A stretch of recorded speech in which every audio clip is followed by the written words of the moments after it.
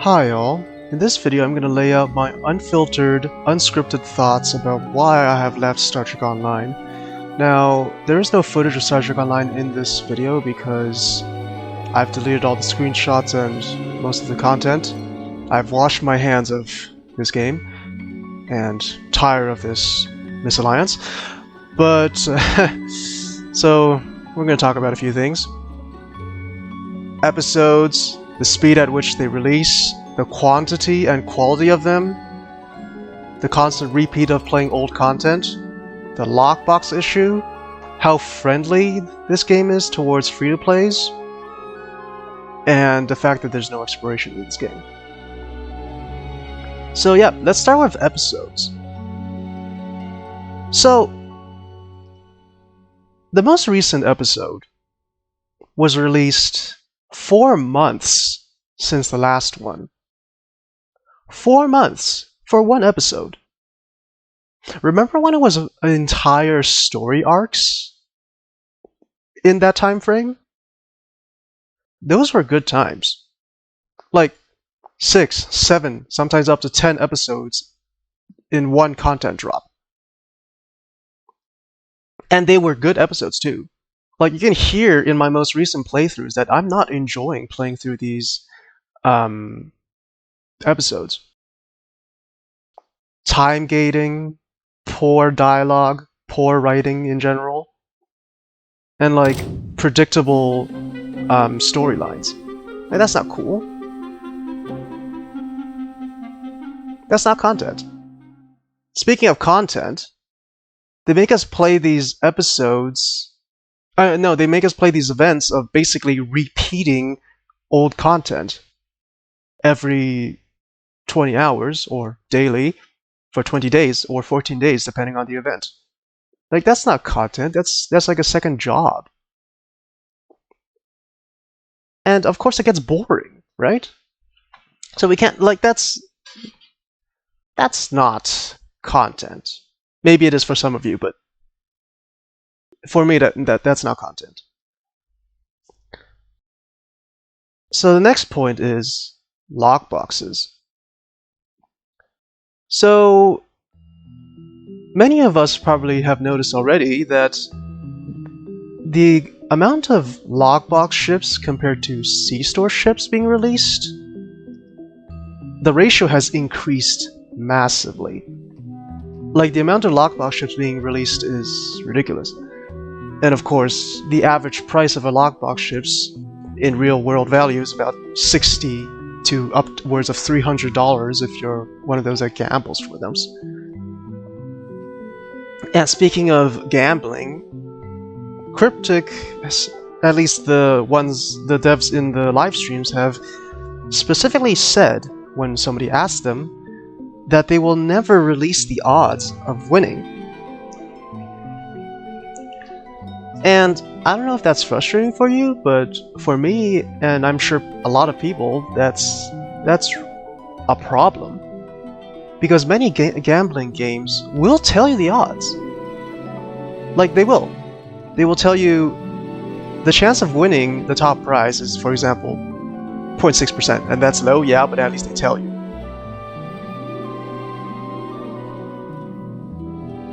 And it's funny because a week after that live stream, they adjust the lockboxes, not the lockboxes, the Phoenix pack to be the second lowest possible odds of winning.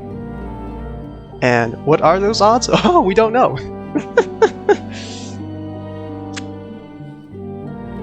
And now that we were on the topic of lockboxes, let's talk about how free-to-play friendly this game is. And in the recent years, not at all. Now, people can tell you, okay, you can grind the lithium and then convert it to Zen. Have you seen the Zen to the lithium to Zen market?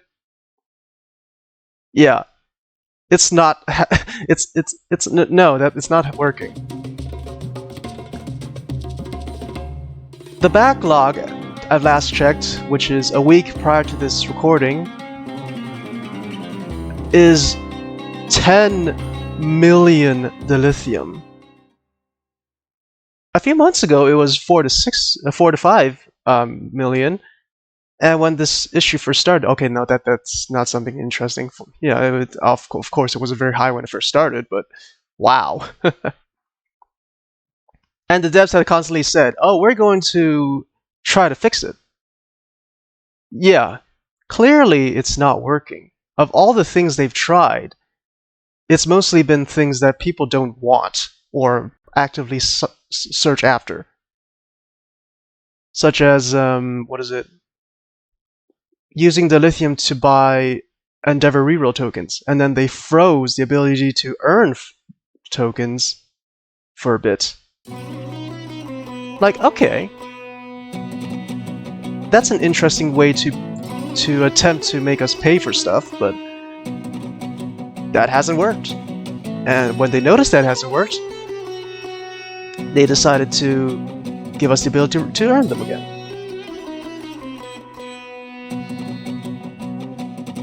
And then, like, everything they've tried, obviously, is an attempt to not hurt their bottom line. And I guess that's understandable. But also, that's ineffective.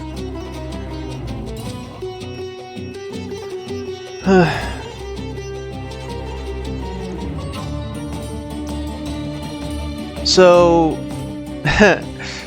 don't expect, like, I genuinely think that the dilithium Zen exchange will never be fixed if this is all they're going to try. And yes, the lockbox vanity shields being put in the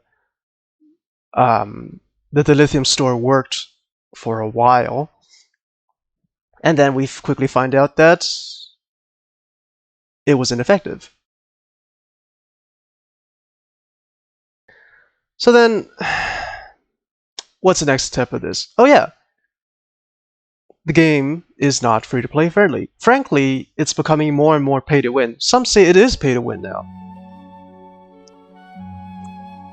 Because it's almost impossible to get Zen if you don't pay for it. And almost everything good comes from Zen lockboxes using lockboxes to get low buy items. And how do you get keys for the low buy? Oh, well, you can pay for them through the Zen store, or you can buy them off the exchange.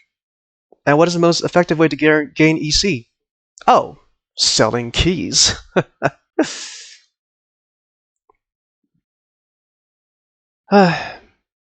So with that note of us using our money, the recent nerfs, or more like this has been a constant thing of items being nerfed to uselessness. And other content creators that cover Star Trek Online, I know that have also covered the fact that we're not getting any good content, and also whenever like things keep getting nerfed. Like, if you're gonna make something that is extremely effective, sell it, well, quote-unquote sell it, and then nerf it to the ground, that just ruins the trust and, well, the customer satisfaction and trust of buying new things from you. I think the most blatant example, and I've seen news articles about this, well, from gaming news networks, was the advanced phasers and disruptors from the Discovery era D7 and Constitution. They were advertised, actually I forget how they were advertised, but they gave a bonus to, I think, attack, or criticals, and then a few days after release, they nerfed them. It's like, oh, we made enough money off this thing, now we're gonna make it useless. Like, is that a fair business practice to you?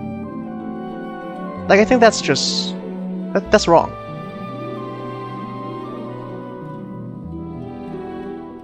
Now then, cross-faction flying.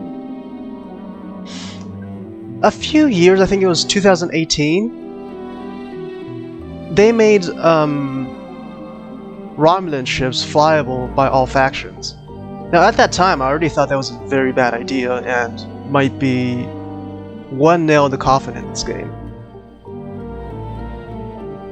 And then they proceed to I think it was in 2020, make all ships available for all factions. Well, I mean, there are some conditions, such as Klingon ships, but notice that right after that announcement, other main faction ships other than the Federation have basically not been given any new ships since. Like, they're only working on Federation ships now, mostly, and some other faction ships. And, okay, maybe their team is shrinking and they don't have as much time to create equivalents for the other factions. Okay, that's understandable, yeah. But wait, most of the new Federation ships are in lockboxes. Like, some of them...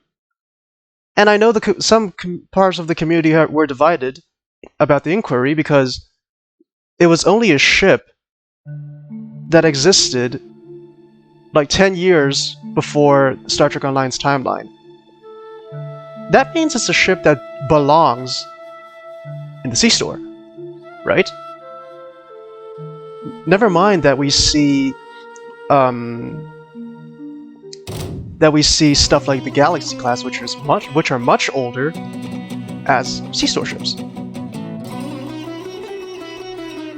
And that being said, legendary ships.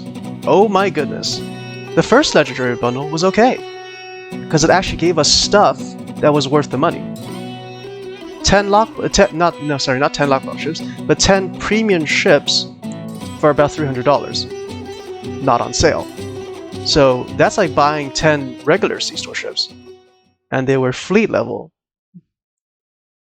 So that's worth it. Every other legendary pack after that has been one ship, sometimes up to 4, and then it still costs a high amount of money, but they decide to throw in items that are frankly useless. Like, oh, a level boost. Okay, that's worth $30, right? Is it? And I remember the first Romulan bundle, they said, we're gonna give you something exclusive to Romulans. Oh wait, surprise, it's just the level boost, which they gave to all the other factions with releases of their faction-specific, what's it called? Level boosts. Like, what is this marketing scam? And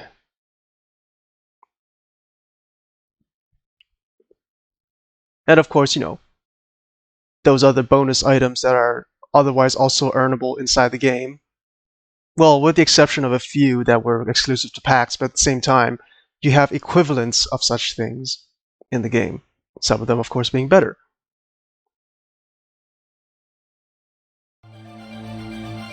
So yeah. And finally, this is a Star Trek game, right? And I think genuinely it's the best Star Trek game available right now, in terms of a game that is still being updated. Other ones are just cash grab mobile games, let's be honest. And what is Star Trek mainly about? To explore strange new worlds, right? To explore. Where is the exploration in this game? Star Trek Online does not have exploration. It did, for a bit. And then, now it's a commendation. A duty officer section. And most Star Trek Online players that I've talked to, they don't do duty officer stuff.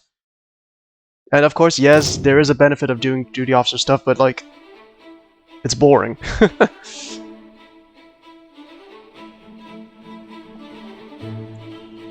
And now comes to the miscellaneous part of this discussion. Ship bridges.